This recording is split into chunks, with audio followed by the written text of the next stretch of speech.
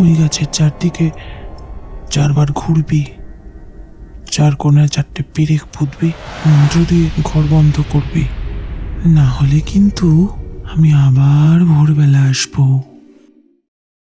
শুনছেন ভুতুড়ে, কোনো আসরে গল্প নয়, সত্যি ঘটনায় অশরীরীর ভয়। আমি অনির্বাণ আছি তোমাদের সঙ্গে। একটা গুড নিউজ দিয়ে শুরু করছি আজকের এপিসোড।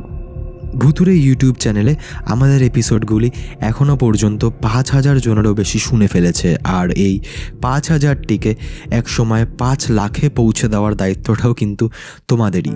আর ভুতুড়ে চ্যানেলটিকে অবশ্যই সাবস্ক্রাইব করে রাখো, যাতে ঘটনা আপলোড হলেই নোটিফিকেশনটা সঙ্গে সঙ্গে তোমার কাছে পৌঁছে যায়।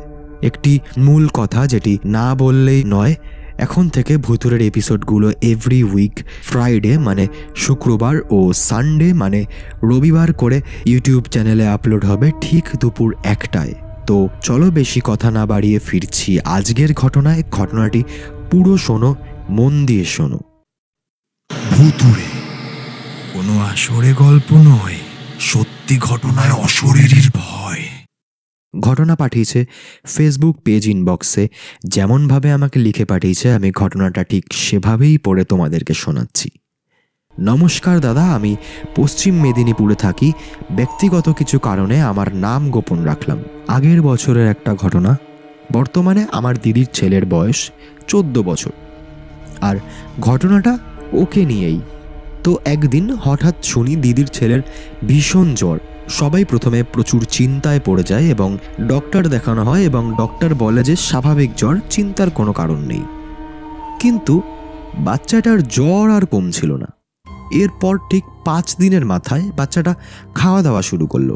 খাওয়া মানে এতটাই পরিমাণে খাওয়া যে কল্পনা করা যায় না যে অতটুকু বাচ্চা এতটা পরিমাণ খেতে পারে। এর আগে পর্যন্ত জ্বরের কারণে বাচ্চাটাকে দিদি যখনই খাওয়াতে যেত ও কিছুতেই খেতে চাইতো না। বাড়ির লোক ওকে খাওয়াতে গিয়ে এক প্রকার প্রায় হয়রান হয়ে যায়। কিন্তু হঠাৎ সেই বাচ্চাটা এত পরিমাণে খাওয়া শুরু করে যে জিনিসটা সবার চোখে লাগে। বাড়ির সবার জিনিসটা একটু বেশি অস্বাভাবিক লাগে। তারপর ওর ব্যবহার পুরোপুরি পাল্টে যায়।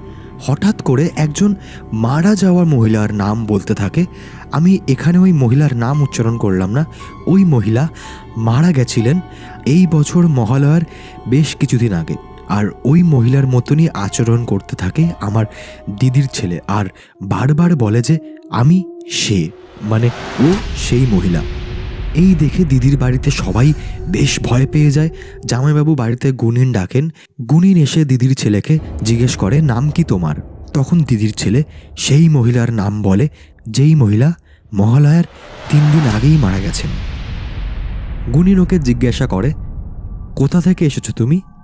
তখন ছেলেটা বলে আমি অমুক জায়গা থেকে এসেছি।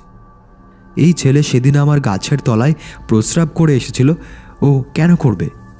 এই কথা বলায় জানা যায় বাচ্চাটা কোনো একদিন বাড়ির কাছেই একটি মাঠে বন্ধুদের সঙ্গে খেলতে গিয়েছিল, আর সেখান থেকেই সব হয়েছে। গুনিন তার কাজ করতে করতে বলেন তুমি এখন চলে যাও। সে বলে না, আমি যাব না।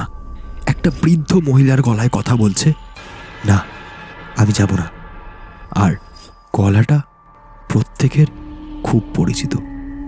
এই গলা সেই বয়স্ক মহিলার যে দিদির বাড়ির কয়েকটা বাড়ি পরেই থাকতো। বর্তমানে তিনি মারা গেছেন। খুব অদ্ভুত একটা দৃশ্য। বাচ্চা ছেলেটি একটি বৃদ্ধ মানুষের গলায় কথা বলছে। চোখের সামনে না দেখলে বিশ্বাস হবে না। গুনিন জিজ্ঞাসা করেন তুমি কেন যাবে না? কেন শুধু শুধু এই বাচ্চাটিকে কষ্ট দিচ্ছ? তখন সেই মহিলা বলে ঠিক আছে আমি চলে যাব। গুনিন তখন নিজের কাজ করতে করতে বলে যে তুমি চলে গেছো আমরা কিভাবে বুঝবো? তখন দিদির ছেলে বলে আমি ওই গাছের ডাল ভেঙে দিয়ে যাব। গুনিন বলে ঠিক আছে। তখন গুনিন মন্ত্র পড়তে পড়তে দিদির শাশুড়ি মাকে বলেন যে যাও ওকে একটা কলসি এনে দাও, এবং বাচ্চাটিকে বলে মানে দিদির ছেলেকে বলে কলসিটা তোমাকে দাঁতে কামড়ে ধরে নিয়ে ওই গাছ পর্যন্ত নিয়ে যেতে হবে। গুনিন জিজ্ঞাসা করে তুমি এটা তুলতে পারবে তো? তখন বাচ্চাটির মধ্যে দিয়ে ওই মহিলা বলে ওঠে এটা খুব ভারী, আমাকে হালকা কিছু দাও। তখন ওকে একটা জুতো দেওয়া হয়। তখন দিদির ছেলে নিজের মুখে করে ওই জুতো কামড়ে ধরে নিয়ে রাস্তায় আসে ও দিদির ছেলে যেই দিকে ওই মহিলার বাড়ি সেদিকেই হাঁটতে থাকে। মানে মারা যাওয়ার আগে ওই মহিলা যেই বাড়িতে থাকতো সেই বাড়ির দিকে হাঁটতে থাকে। একেবারে বৃদ্ধ মানুষের মতো একটু সামনের দিকে ঝুঁকে হাঁটতে হাঁটতে মুখে করে জুতো নিয়ে রাস্তায় একটি গাছের তলায় এসে দিদির ছেলে মুখ থেকে জুতোটা ফেলে দেয় এবং সেই সময় ওই গাছ থেকে একটি ডাল ভেঙে পড়ে ও ছেলেটা ওখানেই অজ্ঞান হয়ে যায়। বোঝা যায় সেই বয়স্ক মহিলার আত্মা ছেলেটার মধ্যে থেকে চলে গেছে। তারপর সবাই সবকিছু ঠিকঠাক হয়ে গেছে ভেবে সেখান থেকে চলে আসে ও গুনিন সেই জায়গা মানে ওই গাছের তলায় একটি পেরেক পুঁতে দিয়ে আসে। সব স্বাভাবিক। কিন্তু তার পরের দিন দুপুরবেলা দিদির ছেলে আবার বলে ওঠে, আমার খুব খিদে পেয়েছে, আমায় খেতে দে, আমি মাংস খাবো, আমাকে মাংস খেতে দে। একেবারে হুবহু আগের দিনের মতো বাচ্চাটি সেই মহিলার কণ্ঠে কথা বলছে, আমাকে খেতে দাও, আমি মাংস খাবো, আমি অমুক। বাড়ির লোক সবাই বুঝতে পারে যে আবার বাচ্চাটার মধ্যে সেই মহিলার আত্মা প্রবেশ করেছে। তখন বাড়ির লোক দিদির ছেলেকে বুঝিয়ে বলে যে আজ মঙ্গলবার, আজ আমাদের বাড়িতে নিরামিষ হয়, মাংস হয় না। তখন বাচ্চাটা মানে দিদির ছেলে বলে, না, আমি খাবো না। দিদি বলে, অসম্ভব, আজকে আমার বাড়িতে নিরামিষ হয়েছে। তখন সেই মহিলা দিদির ছেলের মধ্যে দিয়ে বলে, আমি খাবো, আমি নিরামিষ খাবারই খাবো, আমায় দে খেতে। এই খবর সঙ্গে সঙ্গে জামাইবাবুর মাধ্যমে গুনিনের কাছে পৌঁছে যায় এবং গুনিন আবার বাড়িতে আসেন। গুনিন জিজ্ঞাসা করেন, তুমি আবার কেন এসেছো? তখন সেই মহিলা বলে, আমার খিদে পেয়েছে, আমাকে আমার ছেলেরা খেতে দেয় না ঠিক মতো, আমার আত্মার শান্তিও হয়নি। গুনিন আবার আগের মতো তাকে চলে যেতে বলেন এবং এইবার গাছের তলায় আরও 5টি পেরেক পুঁতে দিয়ে আসেন। কিন্তু তাও সব ঠিক হলো না। সেদিন রাত 11:30 নাগাদ আবার দিদির ছেলে বলে ওঠে, আমাকে একটা গোটা পাঠা এনে দে, আমি জ্যান্ত পাঠা খাবো, আমাকে খেতে দে, আমি খাবো। এটা শোনার পর গুনিন আবার বাড়িতে আসেন ওই রাত্রেবেলা। গুনিন জিজ্ঞাসা করে, তুমি বারবার কেন আসছো? মহিলাটি দিদির ছেলের মধ্যে দিয়ে বলে ওঠে, আমি এখান থেকে কাউকে একটা আমার সঙ্গে নিয়ে যাব। এই শুনে দিদি ভীষণ কান্না করতে শুরু করে। দিদি বলে, না, আমি আমার বাচ্চাকে নিয়ে যেতে দেবো না, এমনকি এখান থেকে কাউকে তোমাকে নিয়ে যেতে দেবো না। তুমি যা চাও তোমাকে তাই দেবো, যা যা খেতে চাইবে তোমাকে সব খেতে দেবো, দয়া করে আমার ছেলেটাকে আর কষ্ট দিও না। তখন ওই মহিলা দিদির ছেলের মধ্যে দিয়ে কান্না করতে করতে বলতে থাকে, আমার ছেলেরা আমাকে খেতে দেয় না, আমার উপর অত্যাচার করত। এই সব বলতে থাকে এবং শেষে বলে, ওই গাছের চারদিকে 4 বার ঘুরবি, 4 কোণায় 4টে পেরেক পুঁতবি, মন্ত্র দিয়ে ঘর বন্ধ করবি, না হলে কিন্তু আমি আবার ভোরবেলা আসবো। এরপর আবার দিদির ছেলেকে ওই গাছের তলায় নিয়ে যাওয়া হয় এবং যেমন ওই মহিলাটা বলে সব করা হয়। মন্ত্র পড়ে বাড়ি বন্ধন করা হয় আর কিছু পুজোও করা হয়।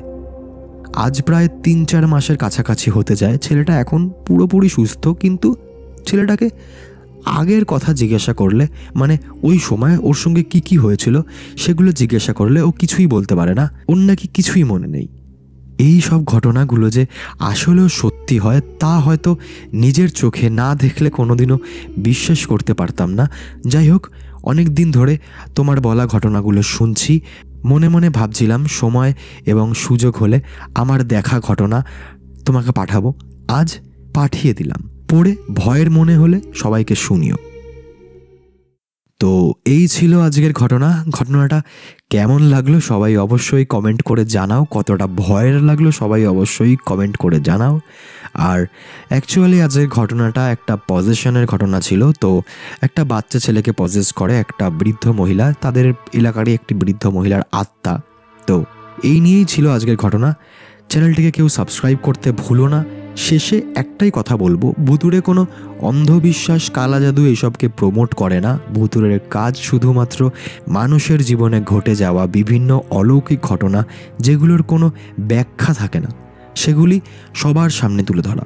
আর ভুতুড়ে কোনোভাবেই তার শ্রোতাদের বলে না যে ঘটনাগুলোকে সত্যি বলে বিশ্বাস করতেই হবে।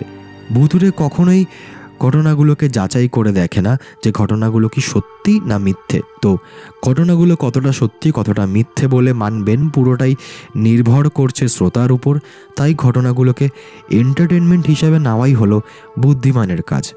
লাইক করো, কমেন্ট করো, প্রচুর প্রচুর শেয়ার করো ভিডিওটিকে, চ্যানেলটিকে সাবস্ক্রাইব করো। আর ঘটনা পাঠাতে হলে আমাদের ফেসবুক পেজ ইনবক্সে লিখে বা ভয়েসে পাঠাতে পারো। এছাড়া আমাকে মেলও করতে পারো, লিঙ্ক আমি ডেসক্রিপশানে দিয়ে দেবো। দেখা হচ্ছে পরের একটি এপিসোডে আরও একটি ভয়ানক হরর এক্সপিরিয়েন্স নিয়ে।